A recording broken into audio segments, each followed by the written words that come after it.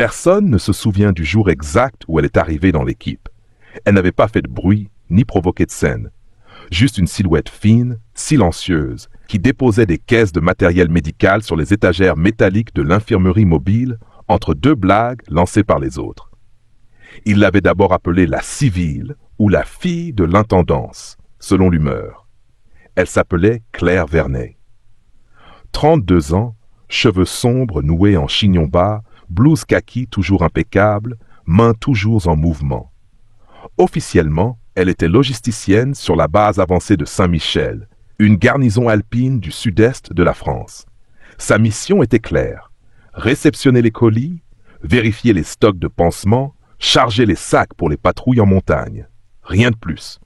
Et c'était bien ainsi, pensait-il. Claire ne portait pas d'armes visibles, à peine un petit SIG 2022 réglementaire à la ceinture, et encore plus par obligation que par conviction selon eux. Elle ne mangeait jamais avec les autres. Elle passait ses soirées à nettoyer les optiques de jumelles, à tracer des itinéraires sur des cartes usées, à recalculer les points de passage selon les alertes météo. Elle dormait peu, toujours prête 1 heure avant tout le monde, souvent à faire chauffer le café et à réparer les sangles cassées. Il ne la détestait pas, non, il ne la voyait simplement pas, comme un outil utile. Une présence pratique, jamais menaçante, jamais importante. Pendant les briefings, elle restait au fond, carnet fermé sur les genoux. Quand on répartissait les rôles, elle recevait toujours le même. Tu restes en arrière, Claire. Tu portes les kits de secours et tu attends qu'on t'appelle si quelqu'un tombe. Elle ne discutait jamais, se contentait d'un hochement de tête et d'un petit sourire. Une fois, un jeune sergent lança en riant: « Vous croyez qu'elle s'est tirée? Franchement, elle sert à quoi à part transporter les compresses ?» Tout le monde avait ri. Tout le monde sauf elle. Elle continuait à empiler des boîtes de sérum dans un sac de transport, ses gestes précis, ses yeux indifférents.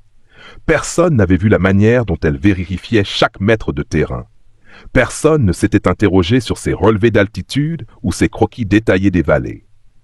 Un soir, le caporal-chef Morel s'était approché discrètement alors qu'elle s'exerçait seule à lire le vent à travers les branches. Il avait haussé un sourcil, moqueur. « T'as peur qu'un courant d'air attaque les pansements ?» Elle avait souri sans répondre. Pourtant, ses doigts continuaient de noter dans un vieux carnet noir des observations que personne ne lisait. Les jours passaient, les départs en mission s'enchaînaient. À chaque fois, Claire partait derrière. Elle portait les gourdes, les kits de suture, les harnais de sécurité. Elle tendait des barres énergétiques à ceux qui oubliaient de manger. Elle refermait les sacs trop lâches. Elle resserrait les gilets trop flottants. Invisible. Silencieuse. Et puis ce matin-là, il y eut ce bruit. Un son sec, aigu, tranchant. Un coup de feu isolé qui résonna dans la gorge étroite qu'il traversait. L'équipe se plaqua au sol, surprise, piégée. Il n'avait rien vu. Mais elle s'était arrêtée net en haut de la crête, ses yeux rivés sur une tache sombre à flanc de montagne. Elle avait senti quelque chose. Et ce fut à ce moment-là que tout changea. Mais ça, il ne le savait pas encore. Le coup avait claqué comme un fouet, brutal et net, suivi d'un silence aussi pesant qu'assourdissant. Les soldats s'étaient figés, collés à la roche, cherchant frénétiquement d'où pouvait provenir la menace. Le canyon était traître, chaque paroi renvoyant l'écho du tir, rendant impossible toute localisation immédiate. Le chef d'équipe hurlait dans la radio, exigeant des rapports, des positions, des visuels, mais rien. Personne n'avait vu le tireur. Personne sauf Claire. Elle n'avait pas crié. Elle n'avait pas bougé. Elle observait, les yeux plissés vers le haut de la falaise, là où une fraction de lumière venait de se refléter sur quelque chose d'infime, quelque chose que personne d'autre n'aurait su interpréter. Pas une lunette. Un scintillement anormal. Elle calcula, d'un simple regard. Le vent s'était levé à l'aube, soufflant latéralement dans le goulet. Elle avait noté les rafales pendant la montée.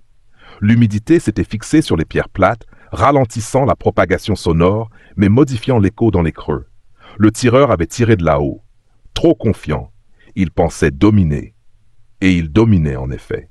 Il avait toute la patrouille en enfilade. Un par un, il pouvait les faucher. Mais Claire avait déjà vu ce genre de posture. Ce genre de tir. Elle en connaissait les failles. Elle s'accroupit lentement derrière une souche gelée, sortit son carnet, le posa sur une roche et traça en 3 traits nets une ligne de visée. Ses lèvres remuèrent à peine. Distance, environ 390 mètres. Vent latéral, 22 km/h. Dérive compensée, plus 1,2 degrés. Elle déverrouilla son arme de poing, un pistolet standard sans lunettes, sans appui. Elle l'avait nettoyé la veille, comme chaque soir. Elle inspira profondément, fixa sa main, aucune vibration. Pas d'hésitation. Elle savait ce qu'elle devait faire, ce qu'elle pouvait faire. Pas pour être vue, pas pour prouver, juste parce qu'elle était au bon endroit, au bon moment, avec la certitude que personne d'autre ne pouvait prendre cette décision. Le coup partit. Un seul. Un silence s'ensuivit. Puis un bruit mat, glissant. Là-haut, le fusil du tireur bascula lentement dans le vide avant de heurter la paroi rocheuse et de tomber. Le corps suivit. L'un des soldats releva la tête. « Agar !» Un autre balbutia. « C'était quoi ça ?» Et soudain, ils la virent. Claire, debout, impassible, le bras toujours tendu, son arme fumant légèrement. Le chef d'équipe tourna lentement la tête vers elle. « Qui a tiré ?» demanda-t-il à voix basse, comme s'il avait peur de la réponse. Un soldat murmura. « C'était Claire. » Elle se dirigea vers eux, calmement, rangea son pistolet dans son étui, comme si elle venait de refermer une boîte de pansement. « Tireur isolé, ligne de tir corrigée, menace neutralisée, dit-elle simplement. Les hommes la fixaient, figée, comme si un fantôme venait d'apparaître au milieu d'eux. Mais Claire ne regardait personne. Ses yeux scrutaient encore la crête. On doit bouger. Il y en a rarement qu'un seul. Et cette fois, quand elle parla, tous l'écoutèrent. Le retour au calme fut trompeur. Le vent s'était levé à nouveau, couvrant d'un léger sifflement les respirations encore tremblantes des soldats. Aucun mot ne fut échangé pendant les 20 premières minutes qui suivirent le tir. Pas un regard, juste le bruit de leurs pas dans la neige fondue et les cailloux humides. Même le chef d'équipe, d'ordinaire prompt à donner des ordres clairs et secs, restait en retrait, le visage fermé. Claire, elle, avait repris sa place à l'arrière comme si rien ne s'était passé. Elle vérifiait les sangles, notait la météo, ajustait son sac. Elle avait simplement repris son rôle. Le silence, cependant, n'était plus le même. Il était pesant, chargé de questions. Le plus jeune Bastien n'osait plus faire la moindre plaisanterie. Jonas, le costaud qui avait ri un jour en la voyant porter 2 sacs à la fois, jetait désormais des coups d'œil furtifs vers elle, comme si elle pouvait disparaître à nouveau d'un instant à l'autre. Mais ce fut le sergent Delaunay, le plus sceptique de tous, qui brisa finalement l'étouffement ambiant. En s'arrêtant au point de repos, il s'approcha lentement de Claire, alors qu'elle nettoyait méthodiquement la lame de son couteau de secours. Il resta là, debout, quelques secondes, à la regarder sans parler. Puis il murmura, juste assez fort pour qu'elle l'entende. « Tu l'avais repéré depuis longtemps ? Pas vrai ?» Elle leva les yeux sans sourire, mais sans agressivité non plus. « Depuis l'entrée dans la gorge. Il s'était installé en hauteur avant même que vous descendiez. Je voulais lui laisser une sortie. Il a choisi de rester. » Le sergent hocha lentement la tête. Puis il désigna le petit carnet qu'elle tenait sur ses genoux. Noir, usé, les coins écornés. Il avait l'air ancien, presque intime. « C'est là-dedans que tu notes tout ça ?» Claire referma doucement la couverture, sans répondre. Puis, contre toute attente, elle le tendit vers lui. Le sergent le prit avec précaution, comme s'il craignait de le salir. À l'intérieur, il découvrit des pages remplies de chiffres, de courbes, de relevés météo, de topographie, de distances exactes à des points stratégiques. Des dizaines de croquis, des calculs de dérive, des formules qu'il ne connaissait pas. Et au milieu de tout cela, des noms de lieux, des dates, des conditions d'engagement. Il comprit. Ce carnet n'était pas un simple journal, c'était une mémoire tactique, une archive de mission, d'engagement réel, pas d'exercice, pas de simulation. Claire n'avait jamais été une logisticienne de base, c'était une tireuse, une observatrice, une ancienne des forces spéciales probablement, mais elle n'avait jamais rien dit, jamais rien montré. Elle n'avait rien réclamé. Il lui rendit le carnet sans un mot. Elle le rangea soigneusement dans la poche intérieure de sa veste et reprit son activité comme si de rien n'était. Plus tard, au bivouac, alors que le feu crépitait doucement et que les hommes reprenaient lentement leurs gestes familiers, un changement subtil se fit sentir. Personne ne lui demanda ce qu'elle voulait boire. Mais cette fois, ils la servirent avant de se servir eux-mêmes. Et quand elle s'éloigna quelques minutes pour aller vérifier les cordes, 2 soldats se levèrent instinctivement pour prendre sa place en surveillance. Claire n'avait jamais exigé d'être protégée. Mais ce soir-là, pour la première fois, il se demandait s'il l'avait vraiment mérité. Le lendemain matin, l'air était sec, limpide, comme lavé par les événements de la veille. Le soleil se levait lentement au-dessus des crêtes, traçant de longues ombres bleues sur la neige durcie. La patrouille se préparait en silence. Un silence nouveau, attentif, respectueux. Pas tendu comme avant, mais presque cérémonieux. On n'osait plus trop plaisanter. On observait, on imitait, on apprenait. Claire terminait de ranger son sac avec ses gestes habituels, précis, mécaniques. Elle vérifiait une dernière fois la fermeture des harnais, le contenu des trousses d'urgence, l'ajustement des gourdes. Elle ne parlait toujours pas beaucoup, mais désormais, chaque mot comptait. Lorsqu'elle murmura à Bastien, le plus jeune, « Ton mousqueton est mal verrouillé », il ne répondit pas. Il obéit. Et lorsqu'elle ajouta, « Ce vent-là peut changer l'acoustique d'un tir. Ne te fie pas à ce que tu entends. » Jonas arrêta net son geste et prit des notes. Plus tard dans la matinée, le groupe se retrouva au sommet d'un plateau dégagé pour une courte pause stratégique. Le chef d'équipe, d'ordinaire rapide à redistribuer les consignes, resta un instant à observer Claire à l'écart, en train de tracer au crayon gras une courbe dans la neige. Il s'approcha sans bruit. « Tu fais quoi là ?» demanda-t-il sans ironie. Elle répondit simplement « Je repère les angles morts. Ici, s'il y a un poste de tir en face, on sera dans le champ pendant au moins 30 mètres avant de pouvoir nous couvrir. » Il regarda la ligne qu'elle venait de tracer. Elle avait raison. Il le savait. Et elle le savait aussi. Il n'y avait plus de doute là-dessus. Il s'agenouilla près d'elle, puis appela les autres. « Approchez, on va revoir l'approche avec Claire. » Certains haussèrent les sourcils, surpris de l'avoir nommée ainsi à voix haute, avec respect. Mais personne ne discuta. Tous écoutèrent. À la fin de son exposé rapide mais limpide, Bastien souffla tout bas. On aurait dû l'écouter depuis longtemps. Mais Claire l'entendit. Elle leva doucement les yeux. Non. Il fallait juste le bon moment. Il n'y a pas de honte à apprendre quand on est prêt à entendre. À cet instant précis, un déclic s'opéra dans l'esprit du chef d'équipe. Ce n'était pas seulement sa compétence qui forçait le respect, c'était son humilité, son calme, sa manière de ne jamais humilier même ceux qui l'avaient méprisé. Le respect qu'elle inspirait ne venait pas de son CV, de ses états de service, ni même de ce tir miraculeux. Il venait de sa constance, de sa loyauté silencieuse, de sa précision tranquille. Claire ne prenait pas la place, elle l'habitait sans forcer, et plus personne n'oserait lui enlever. Les jours suivants confirmèrent ce que tout commençait à comprendre. Claire Vernet n'était pas simplement une intendante silencieuse. Elle était un élément stratégique, un pilier invisible qui avait porté l'équipe bien avant que quiconque s'en rende compte. Chaque détail comptait avec elle. Et plus le groupe avançait, plus ils se rendaient compte que tout ce qu'ils croyaient savoir sur leur environnement, leurs habitudes et même leurs certitudes opérationnelles devait être revu. Le chef d'équipe, d'abord prudent dans ses ajustements, en vint à l'inclure systématiquement dans ses briefings, souvent en silence, lui jetant un regard avant de valider une position ou une route.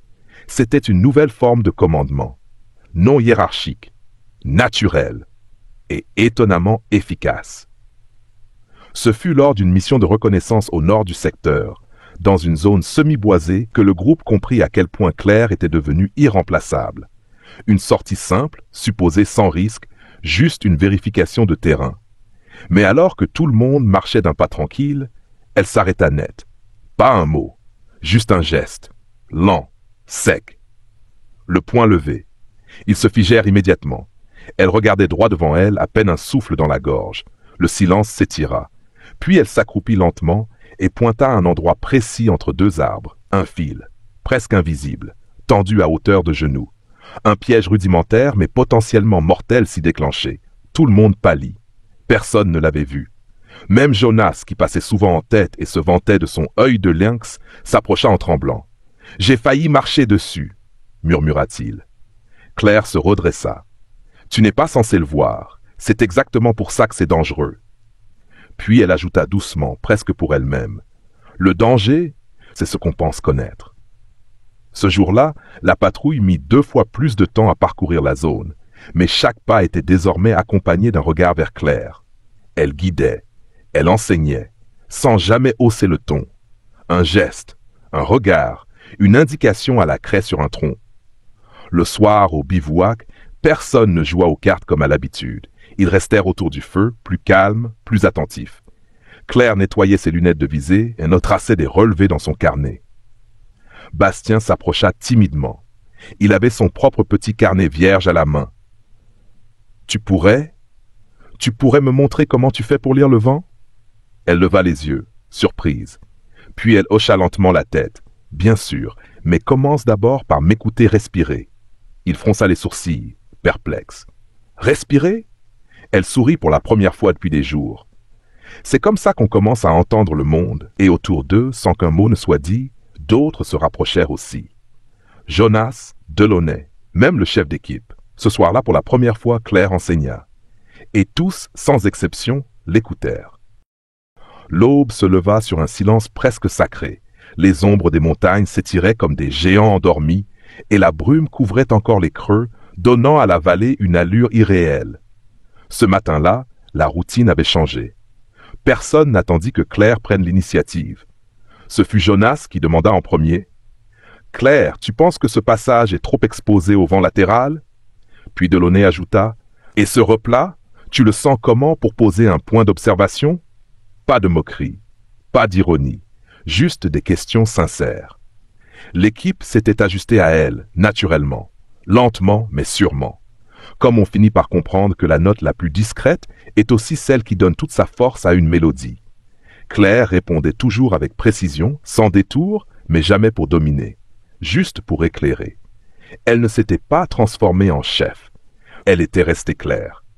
Mais désormais, c'était vers elle que les regards se tournaient lorsque les nuages s'épaississaient ou que les sentiers devenaient imprévisibles. Quand le brouillard couvrait la ligne de crête, c'était sa voix calme qu'on attendait. Lorsqu'une carte semblait incohérente, c'était sa main qu'on regardait tracer de nouvelles lignes. Et ce qui frappa le plus le chef d'équipe, ce fut la manière dont elle prenait soin des plus jeunes. Pas en paroles, mais en gestes. Elle remettait un gant mal fixé sans rien dire. Elle glissait une barre énergétique dans une poche mal fermée. Elle murmurait « Respire plus lentement dans les montées, tu tiendras mieux la distance. » Petit à petit, une cohésion nouvelle naquit.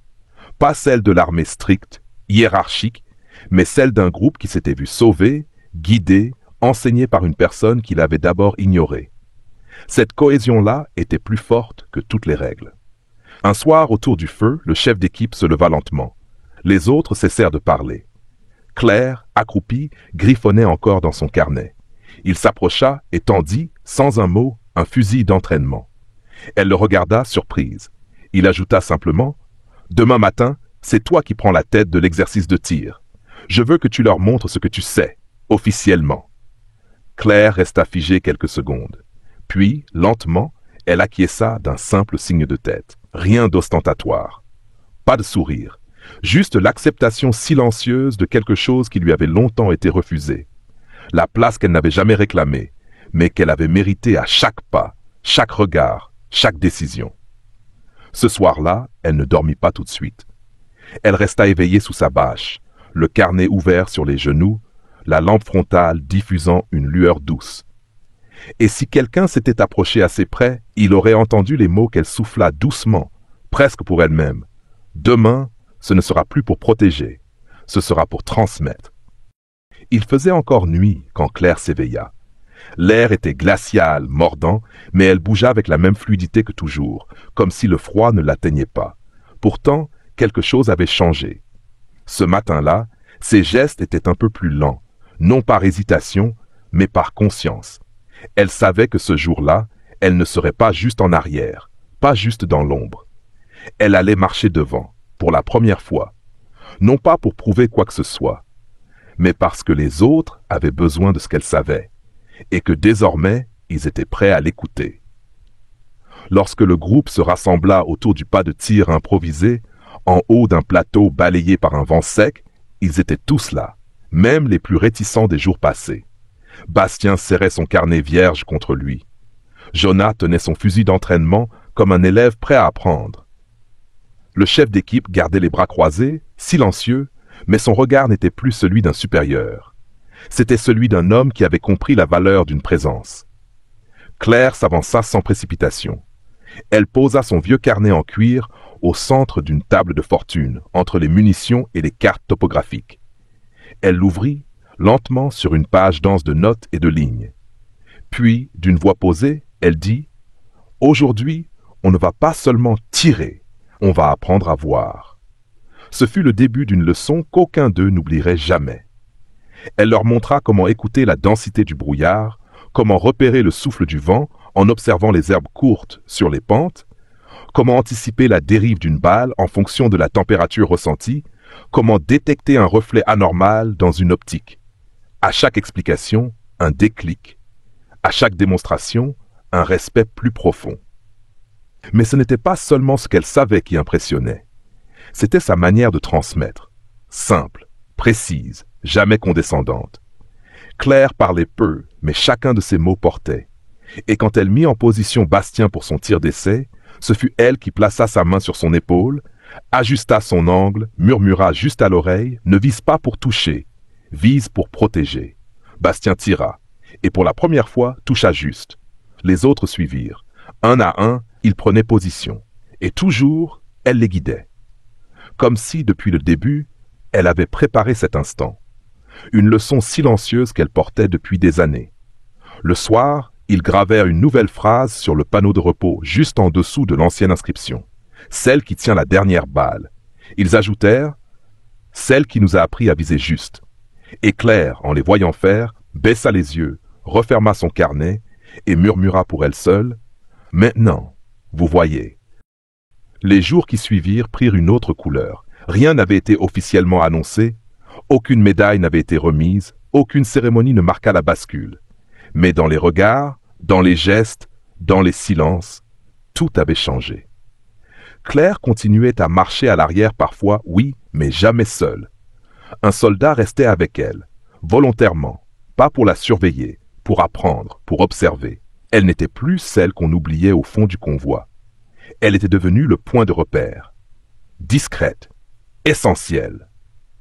Lors des briefings, c'était désormais sa voix que l'on attendait. Et quand elle ne parlait pas, on tournait la tête vers elle, cherchant une approbation, un avis, un geste. Même les supérieurs, venus faire une inspection surprise, s'étaient arrêtés en observant la patrouille se déployer avec une coordination presque instinctive. L'un d'eux avait murmuré « On dirait qu'ils ont changé d'âme ». Et le chef d'équipe avait simplement répondu sans détour « Ils ont juste appris à ouvrir les yeux ». Claire n'avait pourtant rien exigé. Elle continuait à remplir les gourdes, à contrôler les trousses de secours, à vérifier les cordes et les mousquetons. Mais chaque soir, un soldat passait poser des questions. Un autre s'asseyait à côté d'elle en silence pour suivre les lignes qu'elle traçait dans son carnet. Bastien avait même commencé à recopier certaines pages dans le sien. À la dernière halte, c'est Jonas, l'ancien sceptique, le grand blond au ton moqueur, qui lui tendit un stylo neuf avec une timidité presque enfantine. Si un jour tu veux en commencer un nouveau, elle l'avait pris sans un mot, mais son regard avait suffi. Il avait tout compris. Et puis il y eut ce soir-là, celui où le vent était tombé, où le froid était plus mordant que d'habitude. Le groupe s'était rassemblé autour du feu comme toujours. On aurait pu croire que rien n'avait changé. Mais le silence n'était plus vide, il était dense, habité. Le chef d'équipe s'était levé. Il regarda Claire longuement, puis parla d'une voix ferme, posée, sans solennité, mais avec ce respect profond qu'on ne force jamais. « Je crois qu'on ne t'a jamais vraiment dit merci, ni pour ce tir, ni pour tout le reste, pour ta patience, ta rigueur, ton regard. » Il marqua une pause. « Ce que tu portes, on l'avait jamais vu. Et maintenant qu'on l'a vu, on ne pourra plus faire comme si ça n'existait pas. » Claire baissa lentement les yeux. Elle ne répondit pas. Elle n'avait pas besoin. Le lendemain, avant de lever le camp, le plus jeune du groupe planta un nouveau panneau dans la neige, à la sortie du bivouac. Il y grava une seule phrase, en lettres sobres. « Ne jamais sous-estimer celle qui marche derrière. » Et Claire, en passant devant cette inscription, posa doucement sa main gantée sur le bois rugueux. Elle ne dit rien. mais dans son cœur, elle savait. Sa trace était là, non pas sur les murs d'un bureau, ni dans un registre de décoration, mais dans leurs gestes, dans leur vigilance, dans leur manière de se parler, de se protéger. Et c'était tout ce qui comptait. Si tu es encore là, c'est que cette histoire t'a touché. Alors prends une seconde, abonne-toi maintenant, active la cloche et laisse un like. C'est le meilleur moyen de soutenir ce genre d'histoire vraie qui parle au cœur. Dis-nous aussi en commentaire d'où tu nous regardes, on lit tout et ça fait vraiment plaisir de vous connaître. Ton soutien compte et d'autres récits bouleversants arrivent bientôt.